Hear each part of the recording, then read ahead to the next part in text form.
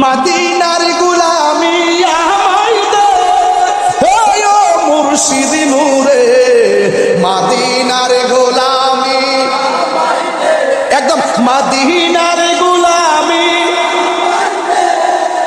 ও মুর্শিদ নূরে,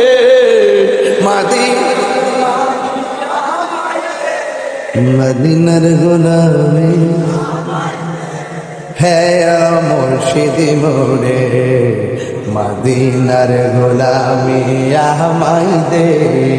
জোরে কোন ঠিক কিনা? মদিনায় যাইতে চাই কি চাই না? আর সময় 20 মিনিটের বাজি। আমার নবী আপনার নবী যুদ্ধের ময়দানে যাইয়া লাশের দিকে তাকায়া কান্দে, আবার আসমানে তাকায় নবী হাসে। হাসি কান্নার ভিতরে খেলা আছে না নাই? সবাই তো সবার প্রশ্ন করতে পারে না। একটা তরুণ যোদ্ধা ছিল মাঠের মধ্যে। আপনার দরবার মুরিদ আছে না?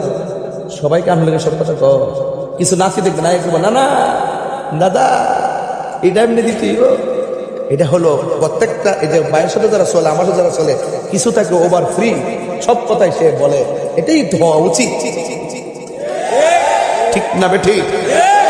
এই জন্য ভাইয়ের আমার একটা সাহাবী ডাক দিয়ে কি, নবী গো দেখলাম ভারাক্রান্ত হৃদয় নিয়া যুদ্ধের ময়দানে এসেছেন, আয়েশা দেখলেন আপনার প্রিয় সাহাবী শহীদ হয়ে গেছে, আপনি সবার দিকে তাকায় চোখের পানি ফেলে কান্না করেছেন।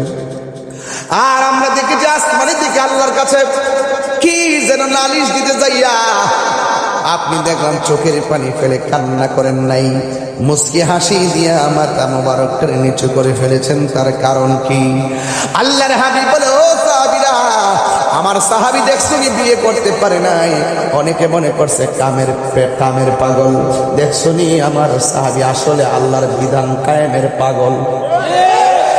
এরপরে হকের প্রশ্নে বৌজিফুত পালাইয়া, সন্তান পালাইয়া, মা বাপ পালাইয়া নবীর জন্য জিহাদ করতে যাওয়া লাগবে, এটাই হলো ঈমানের পরিচয়। কথা বলেন না ঠিক কিনা?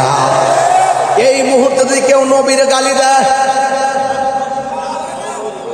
আমরা কি ঠান্ডা মাথায় বয়া থাকবো? কেউ যদি কোরআনে অবমাননা করে, আমরা কি বয়া থাকবো? কথা বলেন না কেন? এরপরে আমার নবীকে বল, নবী গো উপরে তাকায় কাঁদলেন কেন, আর না কান্দা হাসলেন কেন? আল্লাহর হাবিব ডাক দিয়ে কয়, আমার সাহাবী সাহাবা আমার যে কত ভালোবাসতো, এই জন্য আমি বিরহে অশ্রুসিক্ত নয়ন উপহার দিয়েছি।